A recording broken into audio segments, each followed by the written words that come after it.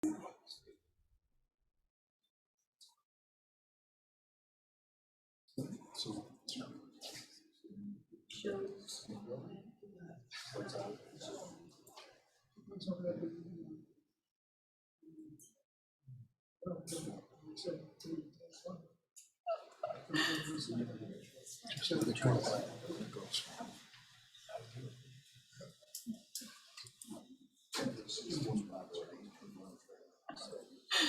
just don't understand.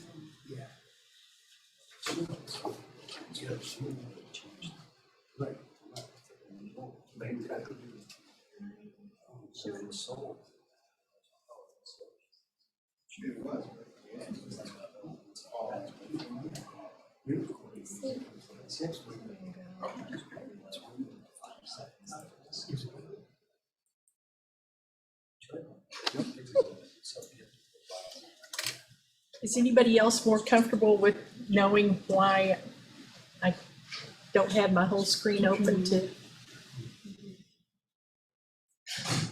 this camera? I don't know. Ready, Lisa? Yes. Good evening, everyone. I'd like to call to order the Inland Wetlands Watercourse Commission meeting of October 5th. First of all, if there's anybody here who has any comments or questions of the commission about anything that's not on the agenda, I'm more than happy to take your questions or comments. If not, approval of the minutes, gentlemen. Everyone read them. Any questions, comments, deletions, additions? If not, I have a motion to approve. Mr. Roden, I'd like to motion to approve the minutes of last month. Do I have a second? Second. All in favor?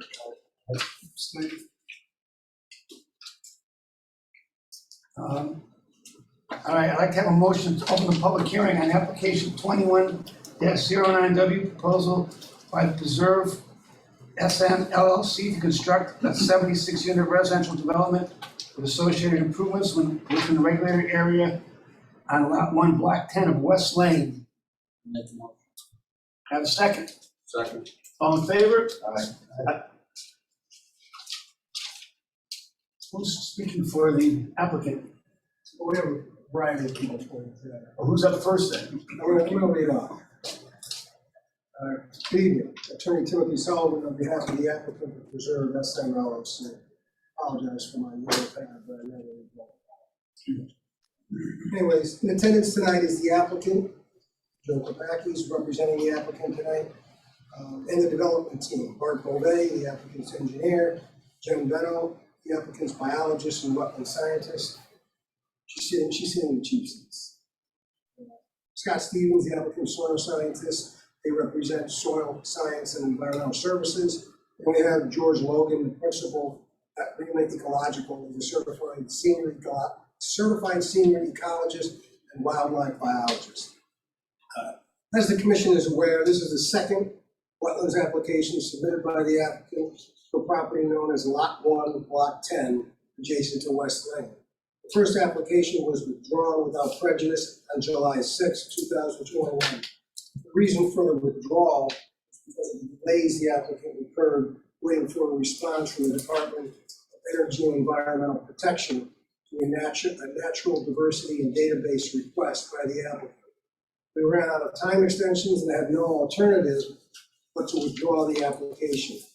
The DEP did finally provide a preliminary response which identified various wildlife and plant species which may be located on the property. George Logan will be addressing this issue tonight. The applicant has secured an option to purchase the property that is the subject of the application, 110 acres north of West Lane and east of Ragged Mountain. The applicant is seeking to develop a 76-unit residential development. 48 units will be in 2- and 4-unit buildings, and 28 will be in single-family units. The housing proposed will be a cluster development, which permits higher density development, more homes on a smaller area of the property, which facilitates more open space preservation. In fact, the cluster development will facilitate significant property to be permanently preserved as open space. The Berlin Land Trust will be gated From the current owner of the property, Shuttle Meadow Country Club, 38.7 acres. The applicant will deed 19.4 acres. 58 acres will be deeded to the Vernal Land Trust. There will also be a conservation easement on approximately 56 acres on the property surrounding the development. These conservation efforts include providing access to the Blue Trail. Of the 110 acres, the site contains approximately 46 acres of wetlands, 42% of the site, which have been verified by Soil Science and Environmental Services. There are no flood hazard areas on the site. There are two watersheds within the site, Willowbrook and Mattabasset. The jurisdiction of the Inland Wetlands Commission was triggered because the proposal will have a direct impact where a proposed road crosses a narrow section of the wetland. This direct impact requires filling 0.077 acres of wetlands, 3,359 square feet. Where the road crosses the wetland, a culvert will also be installed. There will also be a direct impact of 0.003 acres or 146 square feet. There will also be a temporary impact of 0.248 acres or 10,576 square feet for installation of a cart bridge and sanitary force main.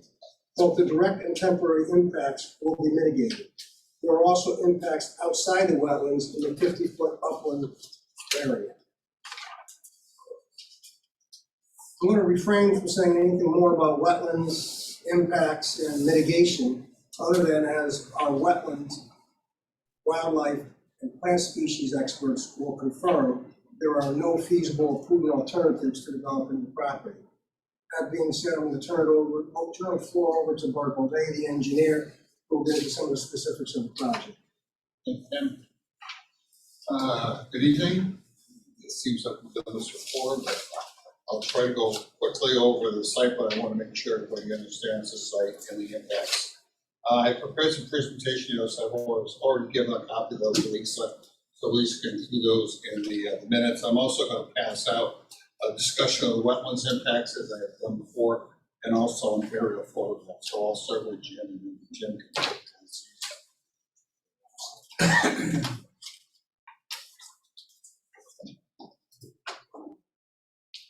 All right, let's start with the simple plan first. This is a simple overview of the site. West Lane being over here on the left-hand side, the Shuttle Meadow Golf Course being located on the north side, Ragged Mountain being above us, and Glenview and some of the other surrounding neighborhoods to the south. As Tim mentioned, our area that we're really working with is 110 acres that we're proposing. We're proposing a single driveway coming in off of West Lane, a boulevard entrance, coming into the site and breaking into two distinct areas. One, a multifamily, 2 and 4 bedroom unit, and then single family units on the northwestern side of the site. Everything you see around here in light green is wetlands. Everything you see here in and will be primarily kept as either open space or dedicated for conservation easements. Everything in dark green are wooded, they're not wetlands, but they're still going to be dedicated to the open space for conservation. So you can see a substantial area of the site is going to remain green. The intent is to build within the site, keep it away from the borders as much as possible, and not impact the surrounding area, especially the park and such. From the standpoint of impacts, our primary impact is the one driveway location that you'll see here. As Tim mentioned before, it's a little over 3,000 square feet in the area. We find this to be the most feasible place to bring a road in. If we tried to bring a road around on the north side, we're going to have substantial impacts on the wetlands here on the north. And if we try to come in from the other side, as maybe we briefly touched on the last meeting, you're going to have substantial wetlands impacts. And this doesn't even show the area further to the south by the pond. So the impacts of only 3,000 square feet are by far the least destructive to the wetlands. Anything more is going to have a more significant impact, either directly or indirectly. As part of the project, we are also proposing a small little pull-off area for the town of Berlin to develop The applicant will build a small little trailhead parking area of about 50 vehicles located in this location. We have made some changes to the plan. I'll just briefly touch base, but the major changes are, and then I'll go into a little more detail. The original application, we have proposed 2 twin 30-inch, I believe, culverts that cross in here. We've now replaced that with a full 3-foot high by 12-foot wide box culvert. That including head walls. So we've taken all the side slopes within that area, and we've pretty much narrowed that wetland impact down 25%, close to about 4,400, I believe, and we've narrowed that down to 25%. We also did find a vernal pool in this location. We'll talk more about it later, but in trying to maintain separation distance, we've taken a detention area that was located here on the outside. We've tucked it in between the buildings, and then we've taken two unit buildings in this location, and we moved them over to the side, so we minimize our impacts to the wetlands. In fact, there's 4 units, 2 units here, 2 units here. That's actually 4 units, similar to that building. Those are our primary activities. We've done everything in the end of the letter, which we'll go through, but we've done a lot of work to try to minimize our impacts through animals, amphibians, and we've also looked for endangered species. One thing that we have provided also as part of this submission is we do have the boundary survey done.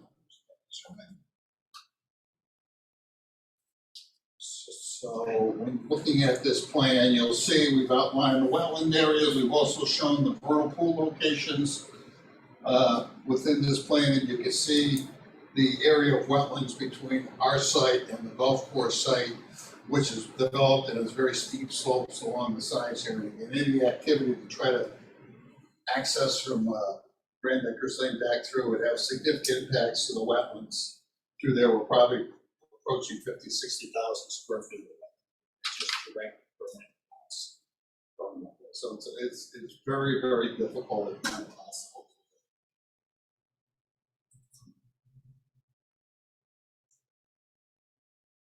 This plan kind of shows us the only give you a second.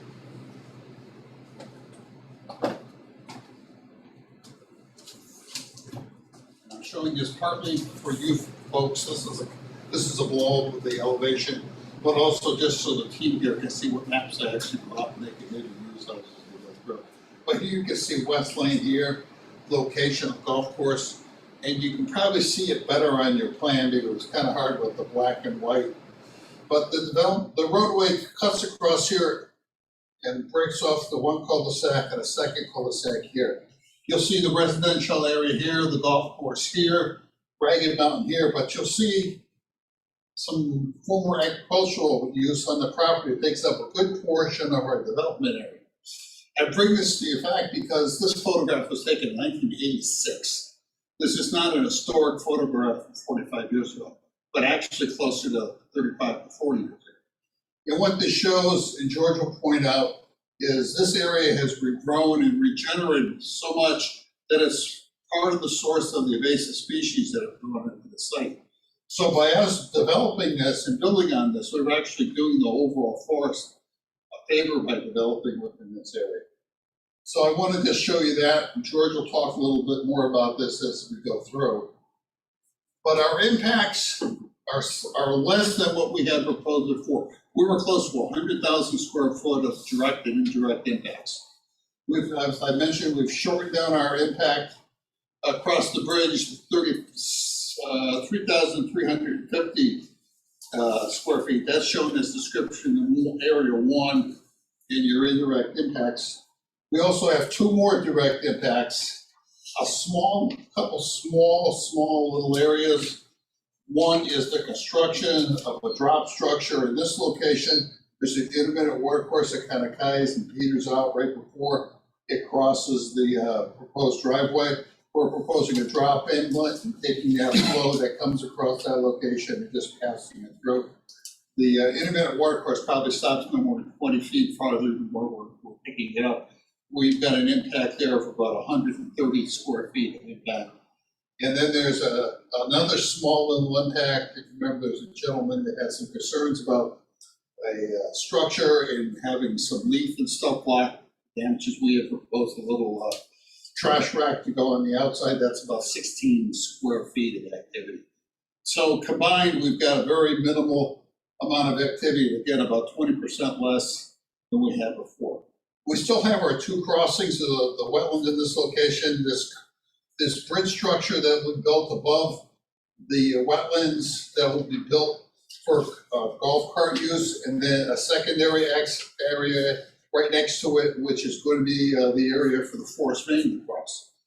We had this discussion before. We actually had this in a different location, but this is in the location of the old path system, and I believe it was also the location of primarily where a lot of people accessed back into this area. So by putting this, the bridge and the force main across this area, we're looking to have minimal disturbance. Most of the trees are gone from this area. There's no mature trees. There's just a lot of little brush and invasive species growing in this area. So by cutting this down to the ground and building this bridge 2.5 feet above the wetlands, we feel that we're going to leave enough space behind the bridge. I think before we had it 2, we raised it up a little bit. So that species can go through there. We'll have minimal impacts to the wetlands, basically the size of about 60 pilings if it's driven through. There may be a little footwork for people in there tightening walls, but the whole structure we built above the wetlands, the machinery will come on the bridge, extend through the pilings, they'll build the bridge, and they won't have any machinery within this within the wetland.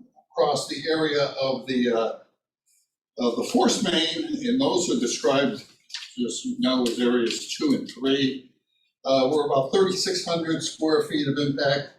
Again, that will be done during low groundwater elevations. We will put the force main in, we'll restore it, we'll even add some plantings that aren't there at the present time. So even though we're not counting it as mitigation, for all intents and purposes, we are going to improve the quality of wetlands in there by adding wetlands type stuff. We're going to use the wetland soils in this area. We also may pick up some additional material or plantings from this crossing area here. We just want to see if it's not invasive or not. There's not much vegetation across there, those of you that might have visited the site. The rest of the activities are working within the upland review area. And we've got maybe 11 of them, if I can add correctly. The first isn't even impacting the wetlands. It's the area along the edge of the roadway for the water main extension into the site. We're proposing tapping into an existing 8-inch sewer or water main and bringing that into the site. That's area 4. Area 5 is this construction of the stormwater management area along the fringe of the wetlands in here. We've actually eliminated an impact area that sat along the edge of the wetlands here because we moved this back. We got that out of the 50-foot review area, so we've reduced about 13,000 square feet on that. We've sharpened our pencil by using the head walls and wing walls along the road and bring that construction in. We've actually reduced the square footage on those areas, which were areas 5, 6, and 7. Area 8 and 9 are essentially the same, or 9 and 10 are essentially the same. These are the 2 areas on the downside of the stormwater management area. Area 10 includes the wing wall construction for the, that's 10. Number 11 includes the work within that pathway within that 50-foot review area. Number 12 is involved with the construction of the approaches coming into the bridge. Number 13 is the approach for the force main. And then area 14 is the construction of the force main across a small little length going over towards our connection for our force main for gravity sewers. All in all, we were originally about 100,000. We've now shrunk that number down to about 60,000. So we've had a substantial reduction in the upland review. And as I mentioned, we are providing this with public water, public sewer. Public water will come off West Lane, public sewer will come through. We've worked with the fire district. We know we're going to have to provide some kind of holding tanks to hold back some of that peak flow so we don't impact the downstream sides, but that's a process in the works, so we're going to comply with that so we don't have any negative impacts downstream. Again, our total impacts for direct are a little over 3,500. Again, that's down from about 4,500. Our temporary impacts for the bridge and the force main are 10,576 square feet.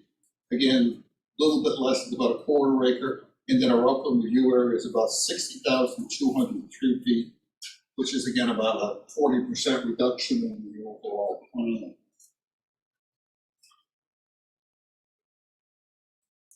We are proposing 4 stormwater management areas. I mentioned this first basin being located in this front corner, intended to pick up most of the stuff at the entrance.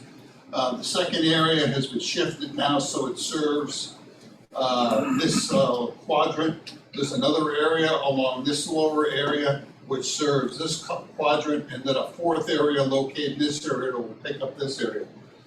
These areas were picked up for a few reasons. Number one, we believe that each one of these will serve phases. So as the project is phased along, they can work within those areas, construct a stormwater management area, and don't need to impact areas that aren't going to have development for a few years, so they can build these things out. The second reason we've done this is because we wanted to replicate the original drainage patterns.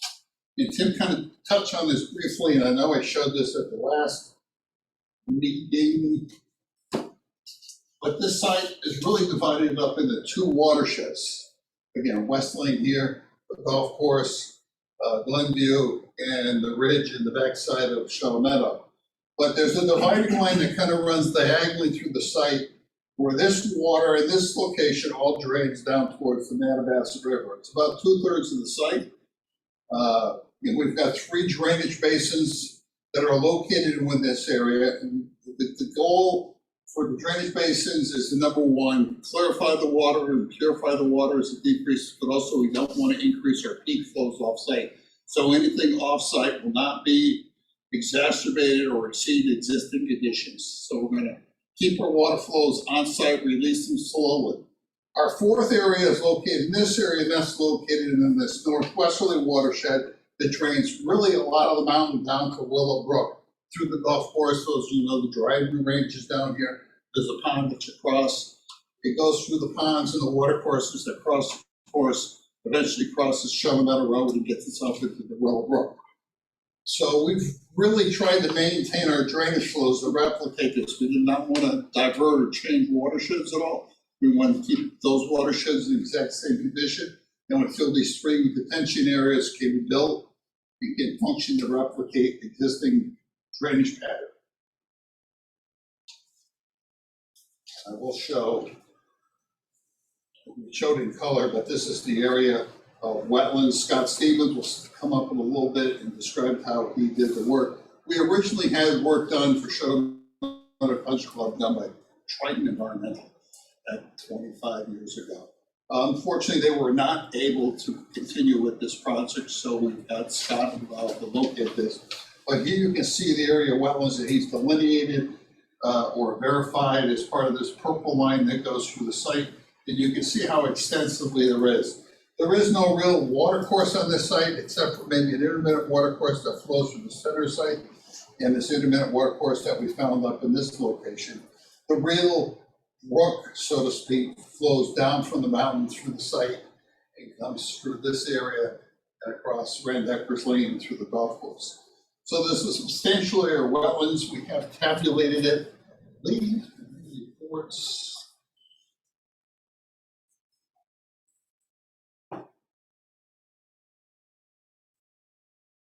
Okay, of the 110 acres involved in this project, which is this area that we showed here in this location, there are approximately 46 acres of wetland soil. That constitutes about 42% of the site. There are approximately 64 acres, slightly 64 acres of non-wetland soil. So you can get that's 58% of the original site. Again, there's 3 roads proposed. All these roads will have storm drainage. All these roof leaders will be tied into the storm drainage. There'll be no runoff from any impervious surface that does not go through the detention units. There'll be no areas that will be leaked off. They'll go through biofilters, that will go through any other extreme stuff. They're all tied in into the structure, so we were very careful to tie that all together. I'm just kind of going through these notes. Police will have these available. As Tim mentioned, there are 76 units, there's 48 multifamily 2 and 4 bedroom units located on this lower side, and we have 28 single family units located to the north. The way we're looking to develop is this will probably be set up as a model and maybe a construction office for the time being. They'll probably build the first section here, add a few units for a first phase, and then depending how sales go, maybe extend the cul-de-sac down and then start expanding the single family use in such a way that, you know, we'll be very conscious of where we intersection and make sure we're not impacting an area without putting in the stormwater detention either, obviously.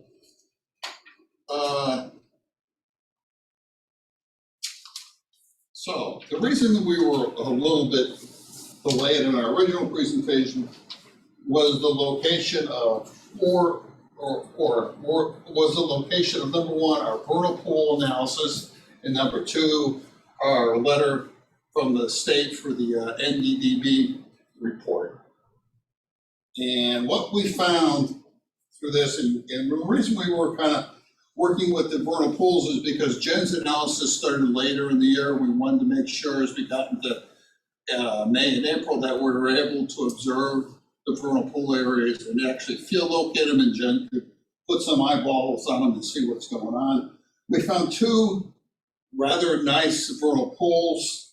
One were locatable vernal pools. There was one vernal pool that was located in the middle of this wetland area. And there was a second vernal pool that we found that we think were in the tracks of maybe some vehicles that kind of worked its way through here. And if you remember the aerial picture I showed you, they were located just off the south side of this area. So they were pretty evident, really, they were man-made type depressions that collected water. We, in general, go through the description of each of them. But from the standpoint of quality sake, we thought this was the higher quality. This was because it was man-made and was subject to rainfall. And some years it may not be viable, some years it may be viable. This year it was viable because we had so much rain, but in dry season we didn't. We also found 2 lesser wetlands, or 2 other vernal pooling areas, one to the south here and one located around the south, the east in this location. We did not field locate those. We looked at aerial photography because of transition. You can see from the aerials the vegetation that's going to make the difference in location. So these 2 actually were field located by survey, and then we've located these 2 and they're shown on some of the other design apps. But Jen will go through those. And I think that brings us up to where I'm going to shut up. And I'm going to let Scott come up here and he can talk about his Can I ask a question before you're done, perhaps? Because I appreciate you mentioning our conversation from the last meeting, and I want to make sure I understand it completely. If you could go back to your first drawing with the green shading. Yeah. Because I think maybe I can ask it best. I guess the part, you know, at the western border of your property, that cul-de-sac up at the top, kind of? Yeah. up here. Yep. And we're talking about an alternate path for the cart path or even another roadway perhaps. And maybe what I'm missing, I can see as you referenced that the light green, there's significant wetlands up there if you were trying to cut an alternate path through there. But that notch in the top right corner, what is that? It's just shown in white, like the block notch out. In here? No, on the, Right. yeah, the north, yeah, like This? the corner. The whole corner. The whole, this is all well. No, up in the white. Up in here? Like, can you cut a road through there? And the That cart was, path goes I would through say, there. we haven't field located the wetlands because it wasn't part of where the project was going. But my guesstimate would be there's probably 70 or 80% of that site in wetlands. Is what? Wetlands.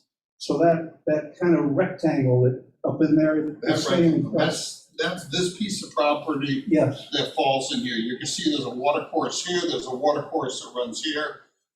All that takes that mountain runoff and dissipates it across that site.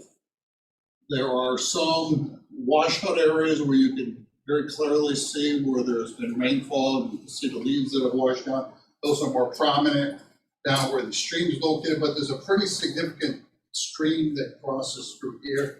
But there are fingers of wetlands that cross through that area, and again, I would, yes, let's just say 76% be conservative.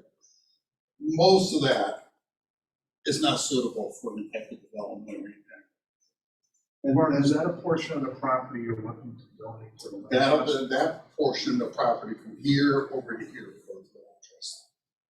so your statement would be that impacts to the wetland would be equal to or greater than by putting a cart path across that area when compared to where you have it. Oh, this is the narrowest crossing area that there is right here. You haven't thoroughly looked at that alternate path. I've looked at it and I didn't even consider it a viable option. Okay. All right, so I just want to, so that Right. the infeasibility is based on wetland impacts. That and proximity, because then you'd have to get to the golf course and somehow get to the golf course. So whether you come around and come up, there's a trail, I don't know if that's the blue trail or what trail that is in there, that people walk on. But I don't think you could get a cart path. I mean, you're doing a lot of construction all over this property. Well, we're trying to confine it into one small area, we're not trying to spread it out into the other areas. Yeah, in my mind, that was kind of up the hill and not wetlands as opposed to the lower elevation. And that you could put the cart path there and not impact the well. I will go out the next meeting and I will take pictures. I mean, if you tell me that's not the case, I I don't believe you. think it's a viable option to put it out there. I think between the rocks, the stones, and Jen, and I don't know if George's been out there, no, Sigrid's been out there and done some work, maybe he can address it. Well, that's why I brought it up now, in case Yep. any of your other experts would comment on it. All right, thank you, I just wanted to make, But I close just, that loop. I just got one thing too, it's probably a small thing. You got a proposed golf cart shed. Yep. Up by, what kind of carts are they gonna have, electric carts, are they gas carts? I'm just concerned about, you know, they're gonna be cleaning them off, they're gonna be sitting there, what is it? They're not there for nightly storage. Oh, they're not? No, they're there so a member can take, who lives here, can take a cart back, have lunch, and then go back. They're not meant for storage, they're meant for temporary Okay, storage for, put away and stuff like okay, that. Nothing permanent. so they're not gonna be parking there, leaving there overnight? and- No. Okay. No, that's not the intent. So you're saying Can these you residents, clarify whether or not the gas? Tim, what was the club use, electric or gas? Joe, do you know? You think so? We can double check that. so you're saying these residents are gonna get in their car and drive to the golf course, get in their cart, and they'll just use that path to go out? Or they can, it's not a bad walk, it's not a long walk, but if you're golfing and you're playing 18 holes, 27 holes, the tendency is people take the golf cart, they drive back, they go back and go to the It park. seems a little hard to believe that people aren't gonna keep golf carts there. Well, again, that's not what's intended, here's the developer, and that's not what he's planning on happening, what's over there. Yeah, you know, are they gonna be able to keep in their garage, or are they gonna, you know? There were, Yeah, well, they incorporate small garages. Right. House. Right. Right, what he's saying is if they do allow them that golf cart, they won't park there, they'll have arrangements for them to park in their own homes. But they won't park in the garage, and parking a golf cart in a garage is no different than parking a car in a garage. Right, I'm not worried about that, I just don't want something in Right, here where they're just gonna park the car, they're gonna come in and wash them down, everything's gonna leak out. And no, it's not gonna be a supervised, kind of leave your cart there, we'll maintain it, we'll Yeah. do a good job. Yeah, right. All right, that's, All right? Yep. So Scott Stevens, Mark Holdenbaugh about the wetlands.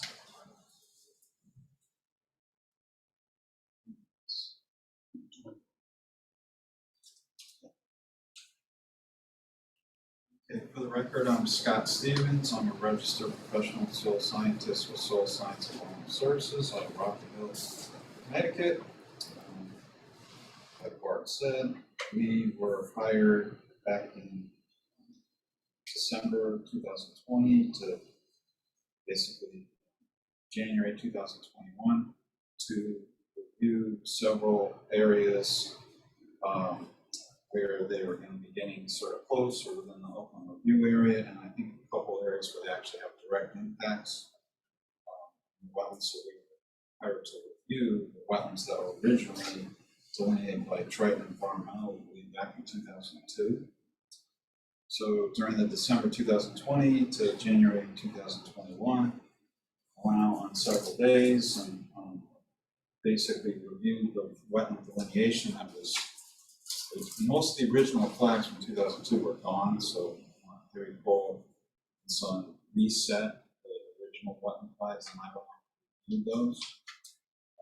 All my findings are in a letter dated February 18, 2021.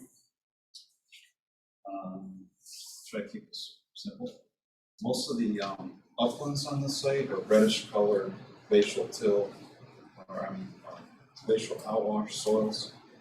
Brantford and Manchester, the well drain and Ellington silt loam and Marley well drain. And as you get into the wetlands, again, most of the wetlands were reddish colored outwash soils. Wetland soils would be the Vernal and rape hole silt loams. Those were poorly drained. Watercourses, most of the watercourses were located within the wetlands that were delineated. There was two that weren't, I think. One over here by the proposed parking lot area, and then another one that would be, I guess, southeast of the proposed crossing of the road. That's pretty much it. All my, the changes to all the different wetland flags were incorporated into the plans, and any of the changes they had were surveyed and put under the plan. That's about it. If you have any questions, answer your questions. So you're saying, Mr. Stevens, those two areas are the adjustments you made compared to the prior wetland assessment? There were numerous Numerous changes. I think I provided you with a copy of the letter and it kind of outlined the changes in the flag. Basically, every place we had a proposed activity near wetlands, we field staked it out and Scott located it. And the reason we could field stake it out, because I was involved in another survey company a few years ago, and we had physically located all those flags. So we had coordinates on all the original flags. So we could put those flags back exactly where Triton had originally set them. Scott came through, set his own flags, we came back out, adjusted all those locations. I apologize, man. I missed the reason you emphasized those two spots. Why did you mention those? I was talking about watercourses. Okay. There was watercourses that most of the streams with ponded areas, whatnot, are within the flagged wetland boundaries. And then there was basically two intermittent watercourses that were located outside of any wetland flags. Gotcha.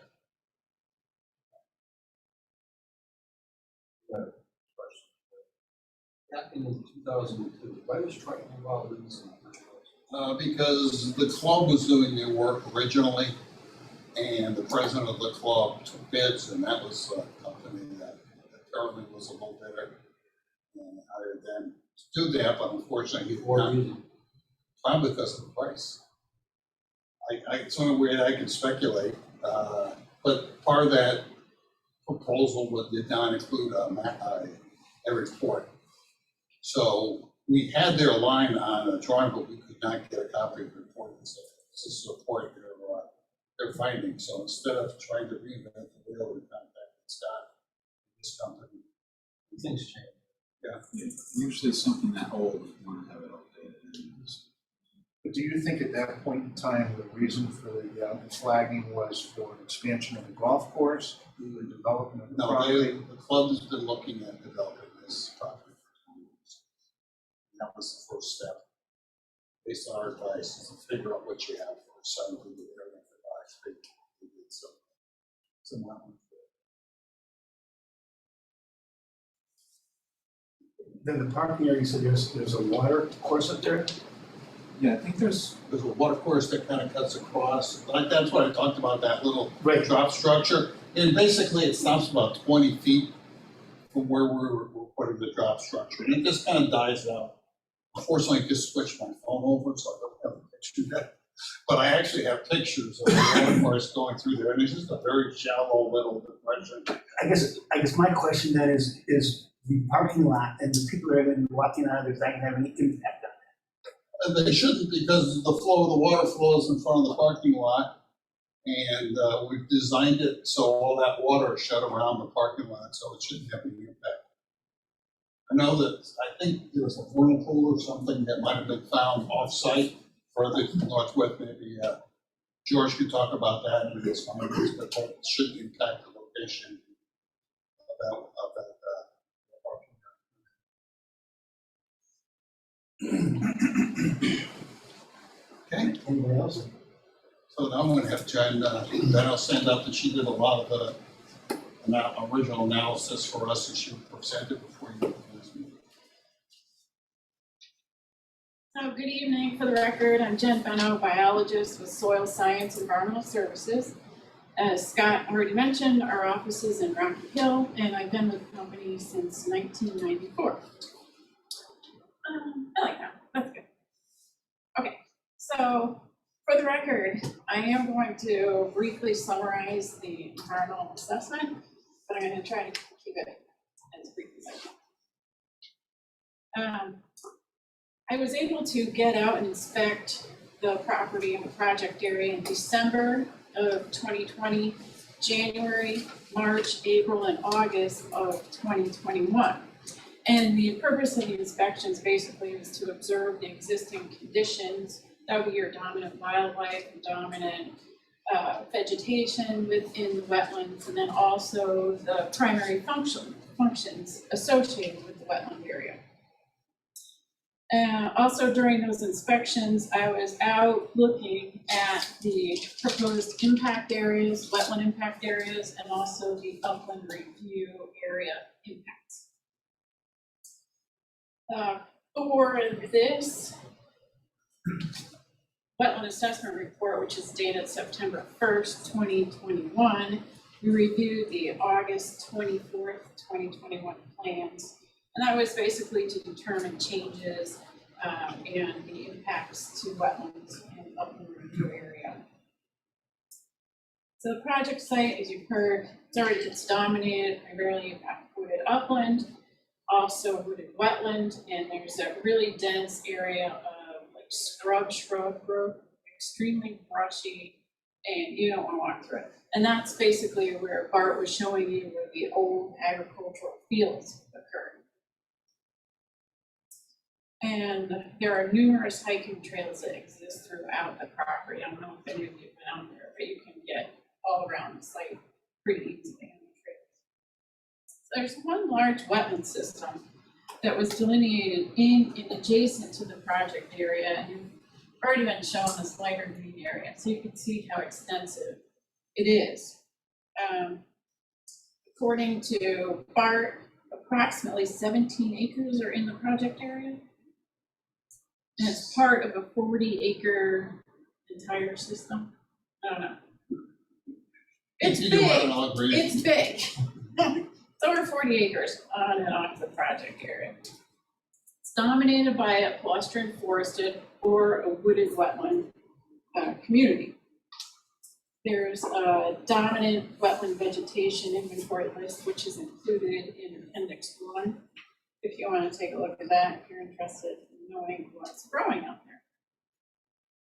there. Basically, there's 3 distinct areas of the wetland.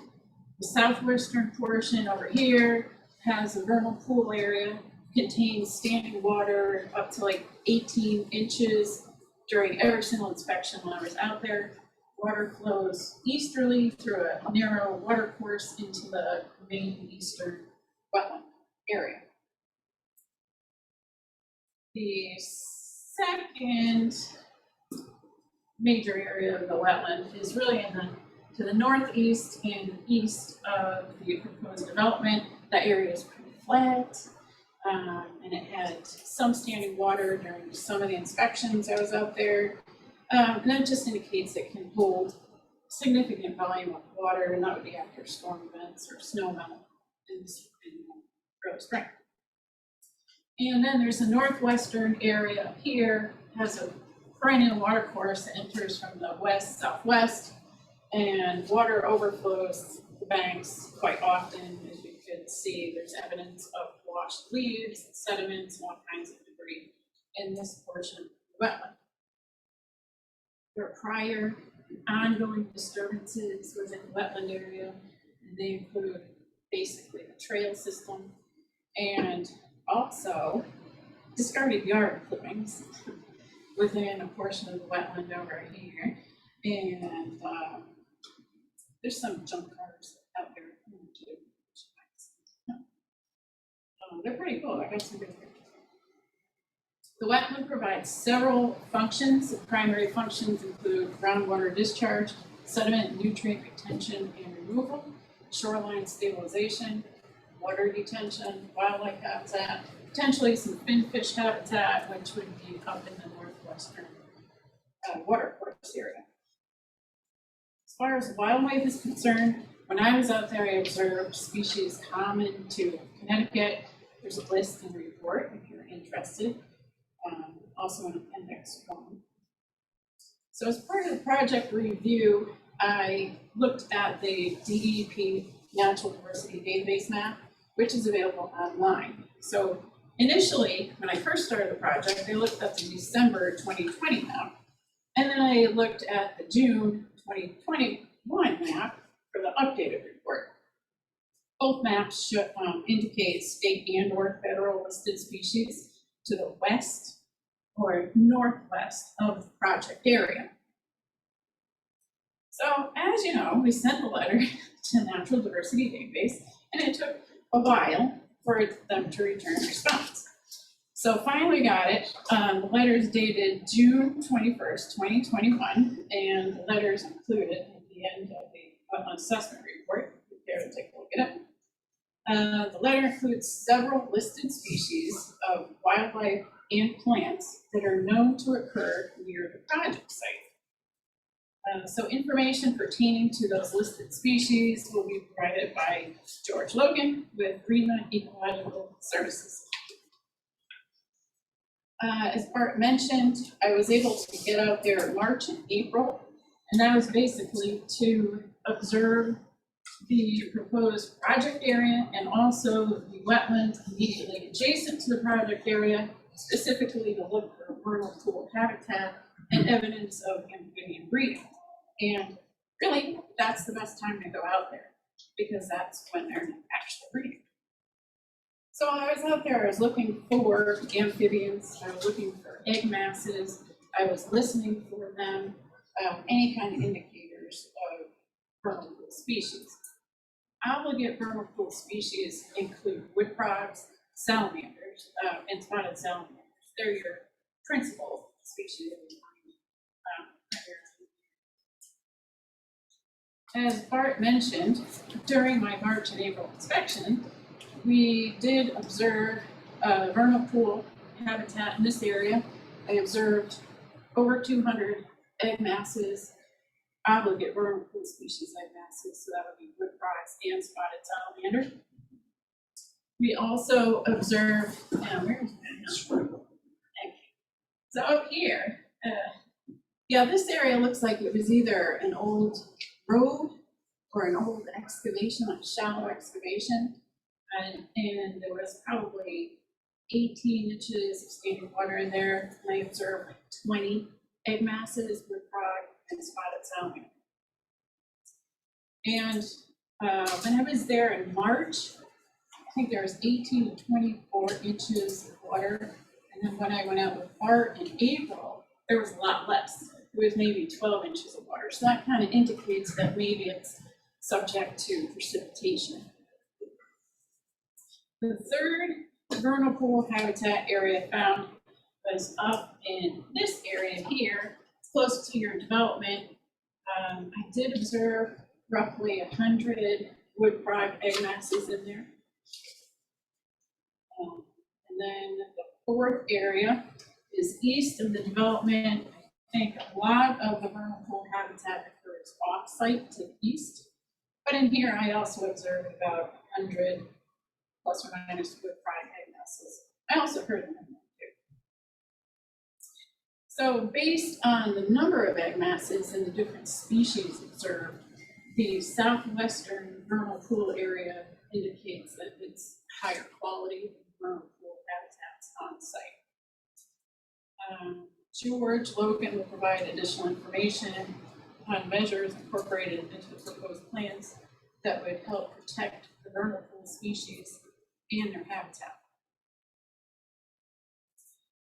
Impacts, pretty much they've been thrown over. So I'll just go this wetland impact area number 1, which is a direct wetland impact. That area is the nearest point in the wetland.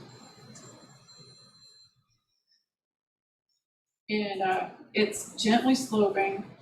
As Bart mentioned, we're proposing to install a box culvert with a natural substrate bottom, which will allow for not only water flow, but wildlife passage.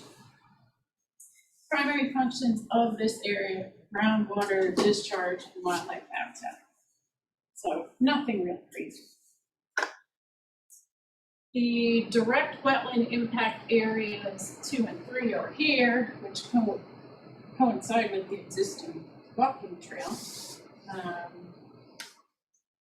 are considered to be temporary. The force main will be on the southern side, and West.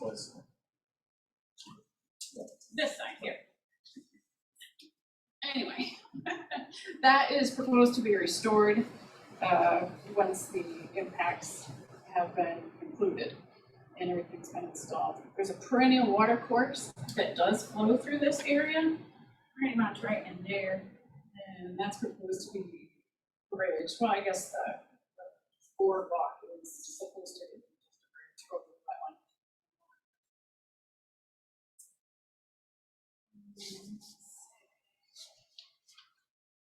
And then Bart also mentioned the small impact to the intermittent water course up in this area, and that's just for the inlet structure. And then the, this area, and that's for the trash rack. Upland review area impacts proposed in several locations around the proposed project site. Aside from the area along West Lane here, the upland review area is dominated by wooded upland, which provides wildlife habitat, provides shade, and a natural buffer to the wetland. So potential impacts to the wetland could include, obviously, an increase in sunlight to the wetland, an increase in invasive species, and also accidental human intrusion into the wetlands. So to reduce those potential impacts, we're recommending that the applicant install native, non-invasive shrub and tree plantings where the encroachment is close to the wetland boundary.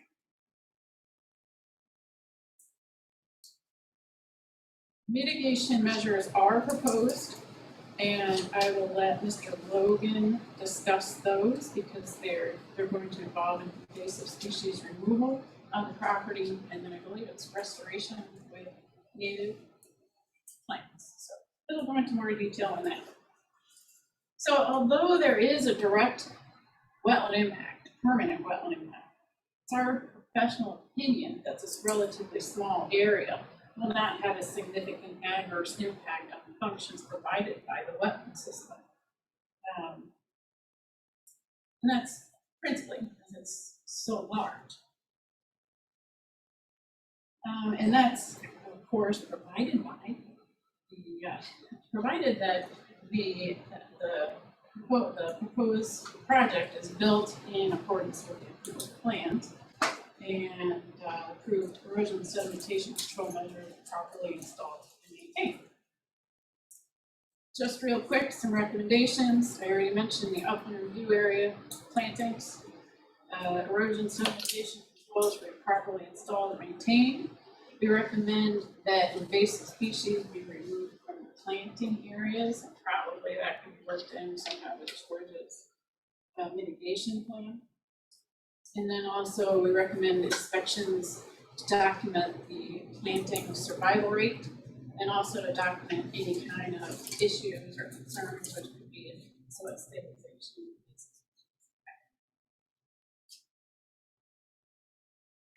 That's what I got. I'm gonna turn over to George. There's no questions. I know you can't answer this question, but I'm going to direct it to you anyway. She made a comment about it, about how some of the areas were being disturbed by foot traffic. What's going to stop, and I ask this question every meeting, I think, what's going to stop hikers, walkers walking through this project? I'll answer this question again, because you brought it up so eloquently. The walkers and hikers there are being allowed to pass because they're just using the property. There's no permission, there's no easement, there's no right. So once this thing, this ownership takes control of this property, there will be no more people hiking over this property. It will probably be a slow decline to start with, but once the development goes on, I'm sure people will not be using this property. There will be 70 homes. There'll be a developer on site, there'll be contractors on site, and eventually the project will not have hikers on it. The land trust is taking property in its intent, according to discussions with Mr. Kerna, to provide substitute hiking and walking areas within it. So that's all I can say. If Joe has something else, I'm sure. I'm just concerned because, like I said before, I talk to people who live over there, and I know that with the development else, but on a beautiful day, it's counted well over 100 cars parked on West Lane. But And I know, Bart, with the construction else, they're gonna be working there, but they're still gonna be there. I don't think the majority of those people are using the site though. I think the majority of people are going up there. Right, but they were parked up and down. I think the majority of people who use this are the people who hike across here from this neighborhood to get up to that hike up those trails.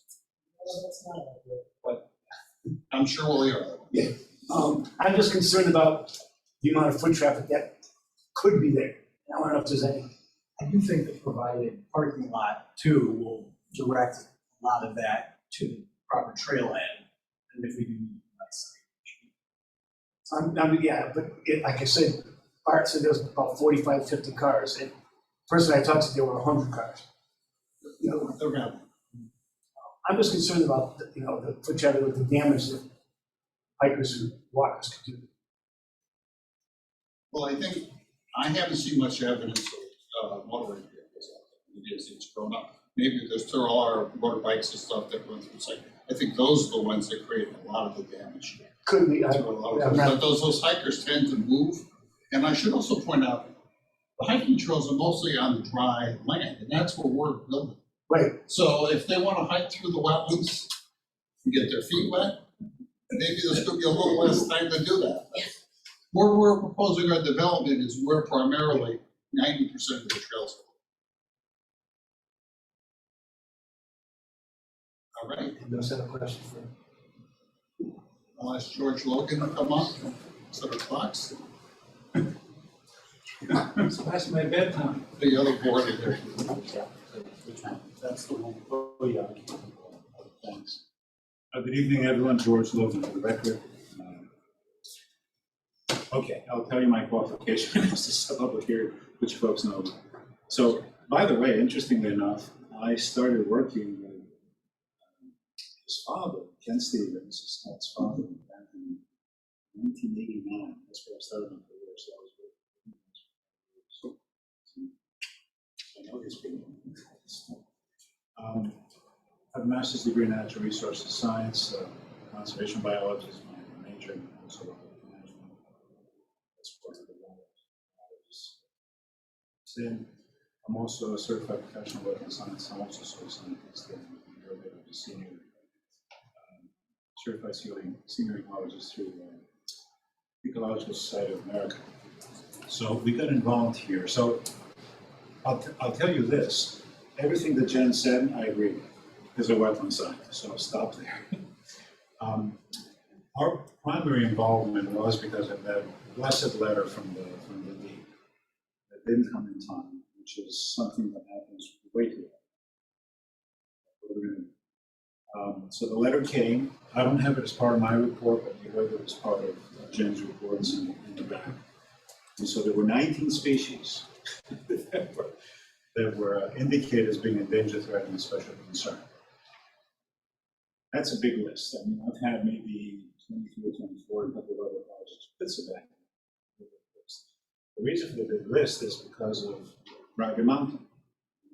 Hundreds and hundreds of acres of more or less pristine land out there. And it's because of the Trap Rock Ridge. We all know the Trap Rock Ridges are kind of listed on critical habitats associated. So a lot of those species are associated with those habitats, have been found there. And you know, the EP sometimes kind of stretches out their wings a little more and grabs other areas that they don't know if they could have habitats or not. So they will not plan to spend money to find out what the things there. Happens all the time, unfortunately. But anyway, and I'm more than happy with doing this.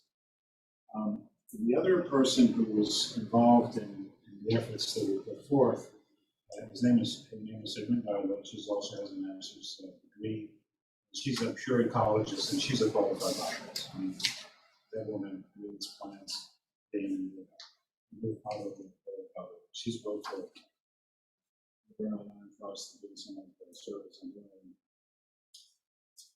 preserves, including finding some of these species that we're dealing with here and documenting. So it's her fault in part. So what we did is we took the list of 19 species, quickly kind of went through it and said, okay, there's a few species that we know we're not going to find in here because the habitat's not here. Peregrine falcon. All right, we know what the peregrine falcon used to nest up in some of these cliffs going around the mountain. I don't know if they do anymore. And then there's a couple of other species that are very, very specific to, say, bogs. So those are not there. So what we did is we started enrollment in July. We've been out on the site. I've been out on the site twice. Sigmund has been out twice with me, and 3 times on her own. I figured we probably have done 28 hours today on site. We're just about done. This report, I'm calling it an overview because we have to submit something that's a lot more technical than this. Robust description of habitats and also the floristic inventory. It's pages and pages long, which makes my head spin, but that's what Sweden does. So to date, we have found no listed species on the site. It doesn't mean they're not there, it's just we haven't found them. As I said, we've been spending a fair amount of time. One of the things that I do when I get on the site, and that's going to be part of the report that's going to go deep, I take my phone and I have a GPS thing and it follows me everywhere I go. But we have to do that. We have to prove to the deep that we've actually been out on the site and where we've been, so they can look at it and say, okay, they looked at everything, how about that corner? So, and usually that seems to work really well. Years and years ago, we didn't do that. And it's part of the protocol. Show us where your routes. So that's what we have. Tons of wetlands, and so some of the species of threatened, endangered, or special concern associated with wet areas or moist areas, transition areas between wetlands and wetlands. And because of that, the fact that the development is obviously not in the wetlands except for those couple of locations, which are for the most part disturbed, as you heard, and also the fact that they're away from the edge of the wetlands. And in most cases, as you look around, you see a lot of this nice darker green that leaving alone. So that's where these species would be. So even if we didn't find them, pretty confident that they're not on its way, if they will.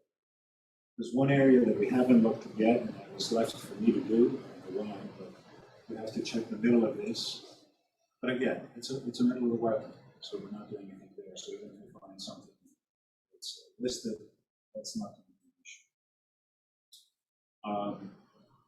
Couple of things I want to mention. So you have the report that's dated September 28th to 28th.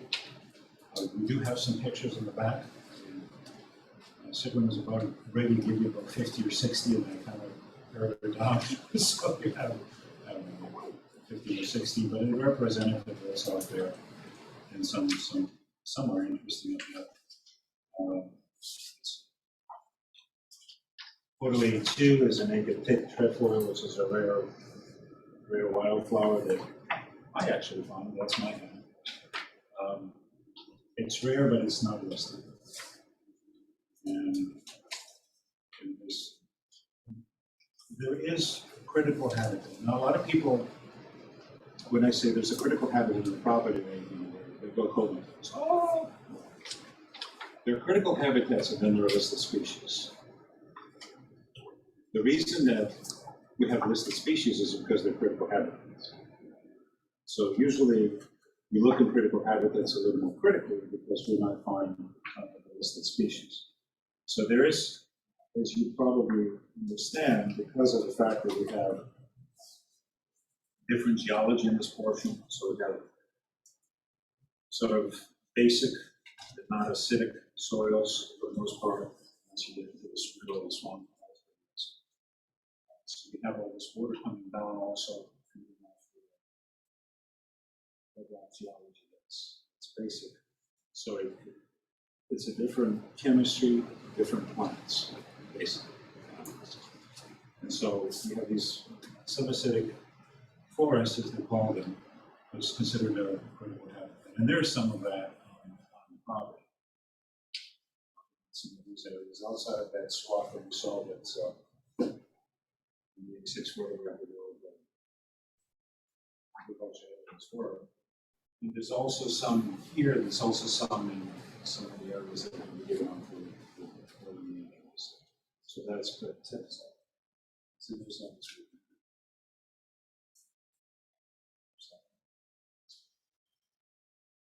So there is some of that subacidic, but again, we looked through that pretty carefully and did not find any listed species. But, and then of course, you have the aerial photograph. Photo before, so I give you a wildlife picture. And this was a good picture. Next. So, no listed species. Our effort is continuing. We'll probably have a few more hours. We just went out there to cover some of the areas that, as we're looking at our cookie trails, if you will, we realize there's a couple areas that we've seen, and then there will be a report that it's managing peewits, which is a requirement because we have to go and get a general permit for construction. That's part of that. That's for that. Now, there are a few listed species that are wetland dependent. Obviously, I told you some of the plants, so we don't think that the plants, if they're there in the wetlands, are going to be in the harm's way. Anyhow, the animals aren't. So,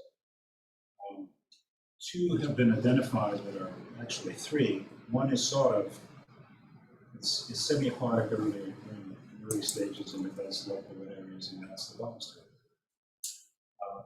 As far as we tell you, eastern box turtle, over the years, the DEP has developed a protocol and has told us, okay, if you have development areas where there could be box turtles, this is what you do. So you have to follow it. So those protocol has gone on the plans. Right? Yes. Thank you. Just making sure. So that's one. And then we have two other species. Back in 2015, the diminutive turtle was called spotted turtle, which is more aquatic than box turtle. Which was listed the first time. Now the species are concerned, and they like vernal pools, and they like riparian areas, and they like somewhat open organic swamps. It's usually where we seem to find especially along ditches, and as you remember, if you look at some of the photographs, there are some of these man-made ditches that go through the swamps.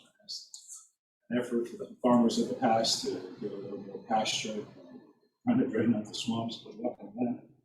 And so that's the areas that we usually want to swallow through. They're very much aquatic, and they go after invertebrates within aquatic systems, and also they go in and chew on both larvae and egg masses of the algal species that usually live in pools. So again, the only issue with them is travel when they go between wetlands. They usually spend most of their time in wetlands.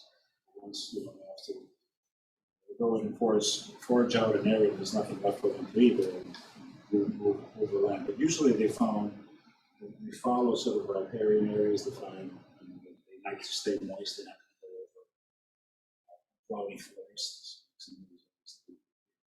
So because of the fact that we have left the buffers for the most part intact along the wetland areas, and because, for instance, one of the good things that happened during this revision is that we put that bottom box cover now.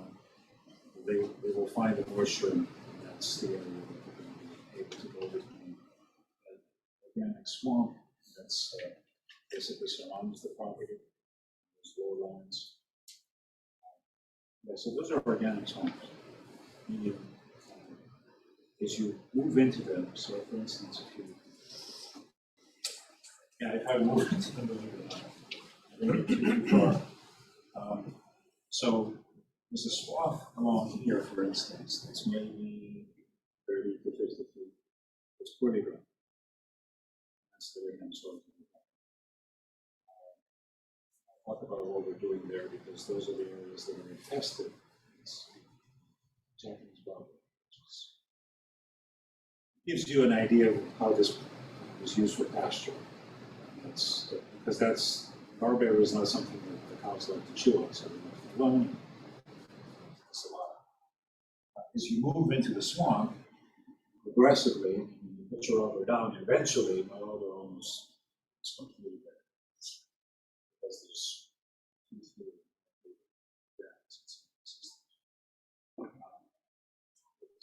so they're not easy to go through, although I did find a few areas, probably running back behind some of the people's houses.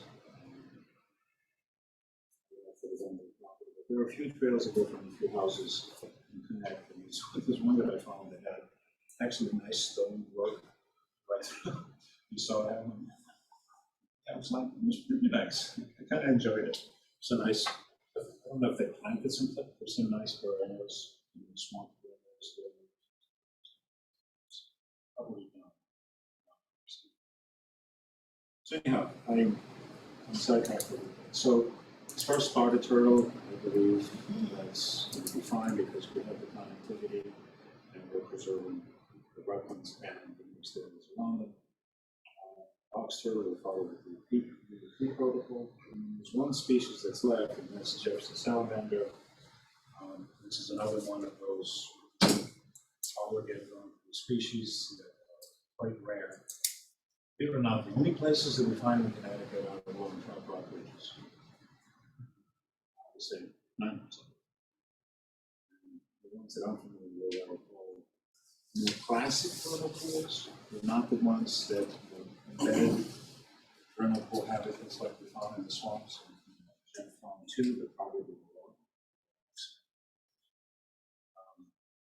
Even this one is not considered a classic vernal pool. The classic vernal pools that we all know about is, it's a depression that fills with water, 2 feet of water, stays wet for 3 or 4 months and dries out. It's a depression that fills. Those are the ones that they seem to gravitate. I've seen a few in this outbreak, which is closest one.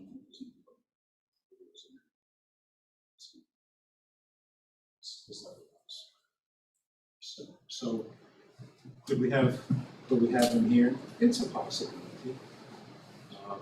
Probably not. because Jim will tell you there was tons of wood frogs. So these pools and habitats are mostly wood frog pools, and there's a reason for that. Fewer spotted salamanders. And so spotted salamanders and the Jefferson salamanders basically seek similar habitats. Usually there's an overlap there. So Jefferson salamanders are a little more used to cold, so they're spotted salamanders. But the fact that there's a few spotted salamanders, and some of those egg masses that Jim saw were actually Jefferson salamanders, what it tells us that very few Jefferson salamanders. And the connectivity that there will remain is what ensures that these species will continue to go through the site. Now, one of the things that we did, this is the big one. This is the nicer vernal pool habitat.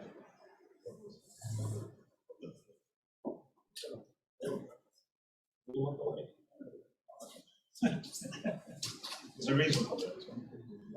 Thanks. All right, so the black area is the estimated vernal pool area. And what you see here is that we have our heads, put a circle around it, it's 100 feet away from the edge of the vernal pool area. And then there's another line here that's out to 750 feet. And now you'll say, what's that all about? You probably have heard of it. Many years ago, back in 2002, a Dr. Clemens. She's a professor. She's sort of a material expert in biology. Put together a best development practices for vernal pools. And the first thing they did was to categorize pools in Tier 1, Tier 2, and Tier 3. Tier 2 and Tier 3 are either lower quality or disturbed. So Tier 1s are the ones we want to do. So if you have 25 egg masses of anything, that's obligated. It's a Tier 1, obviously. So the development practices said that in order to protect and preserve the vernal pool, and so we've done it for the two main ones here, is you need to stay outside of the 100-foot vernal pool limit. It's the VP. It's this particular. And then, looking at the terrestrial habitat going out, or habitat in general, going out to the 750, you want to preserve about 75% of that. So, forest, meadow, there's not going to be impervious surface, is not going to be.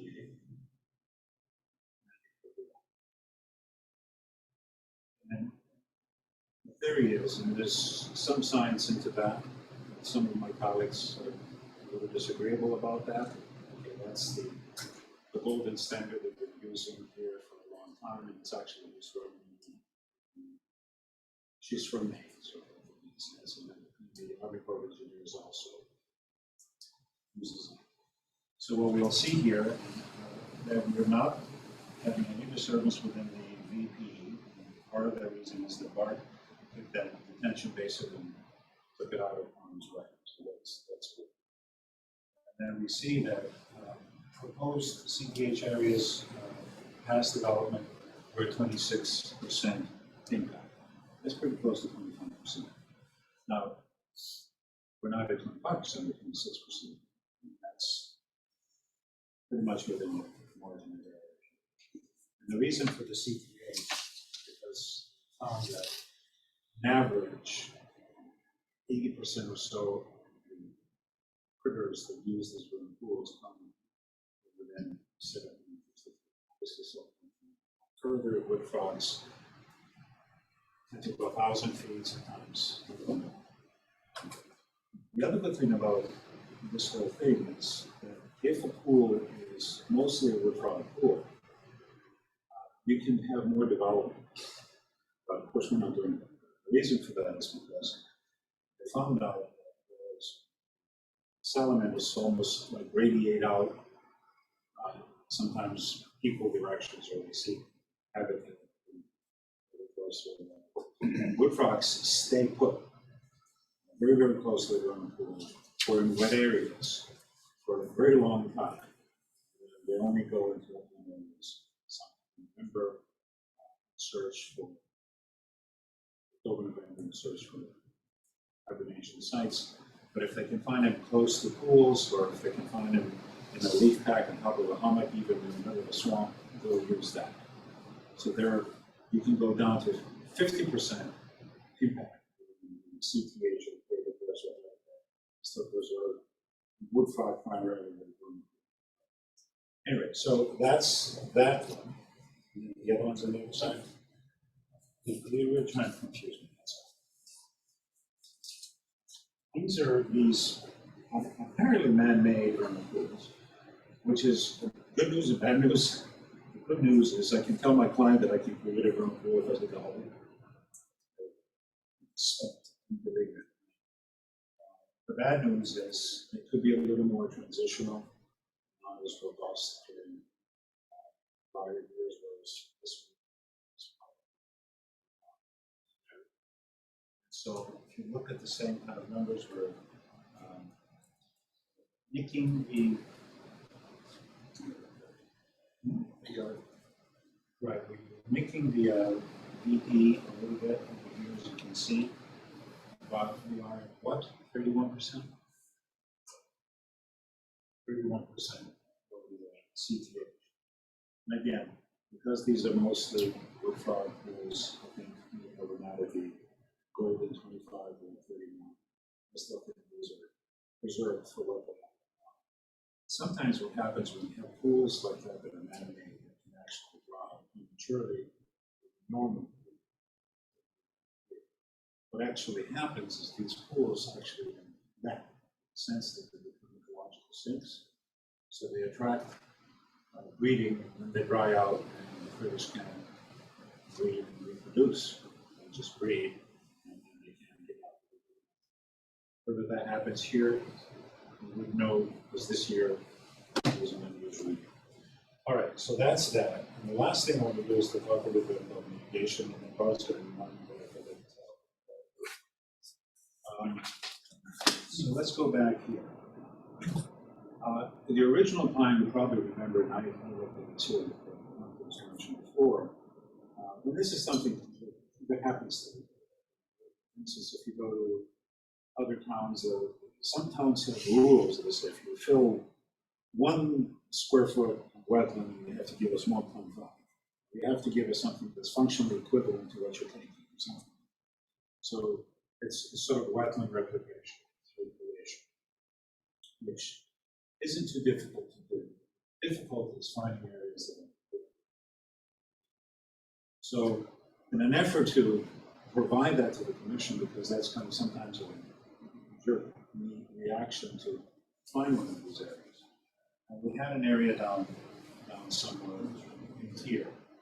But when Sigurd, Daughter, and myself looked at it, we went, yeah, we could certainly do that here. We could go between trees, carve some areas out, and do that. But it looked like this area was providing some ecological services to the wetland nearby that are kind of outland for the habitat. So we thought that maybe looking along the side of the better thing to do as far as mitigation is not concentrated on replication, but concentrated on restoration and or enhancement. And one of the things that was very obvious in a couple of areas that we saw, one is obviously down here, and there's another one in this area, is that there's severe infestations of Japanese barber. And so what I've done today is to give you a little more information on that for the record. And pass these around to you.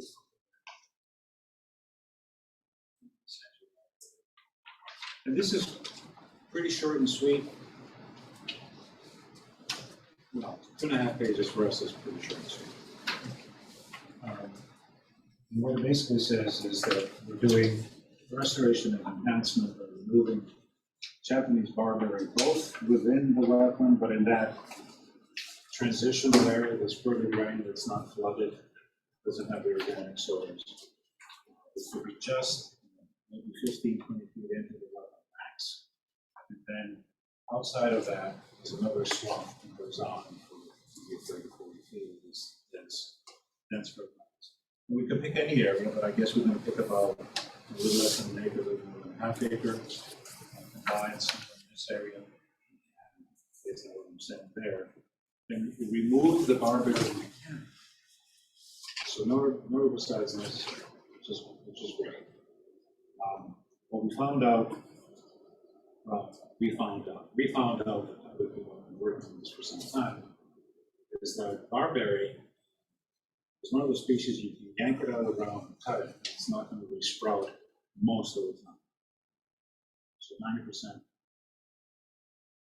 90% success the first time you go and cut the stuff up and dry it out.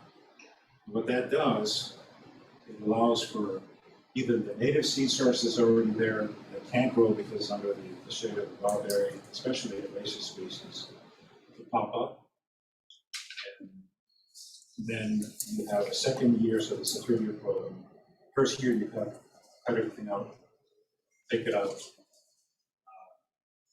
and then the second year you go after the sprouts, and all you have to do is sort of yank them, the sprouts.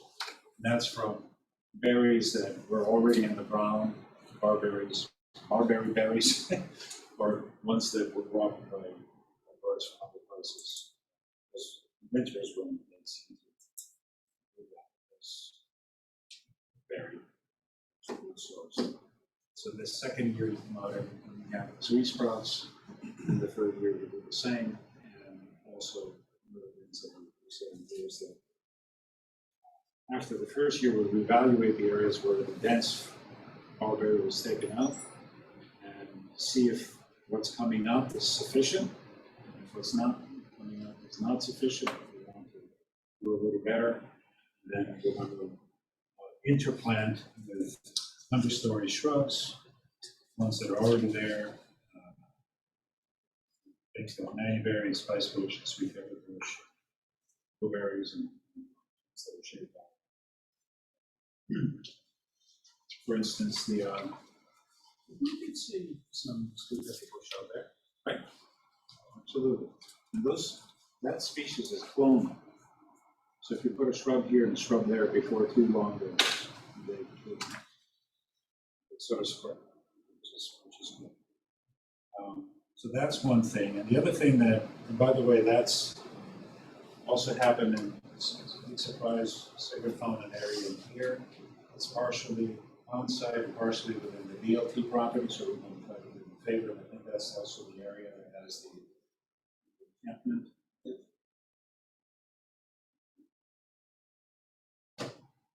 Whole bunch of junk, and I'm going through there, and I'm finding stuff that are actually usable. I'm always tempted to take. There's a colander there. There's nothing wrong with it. So,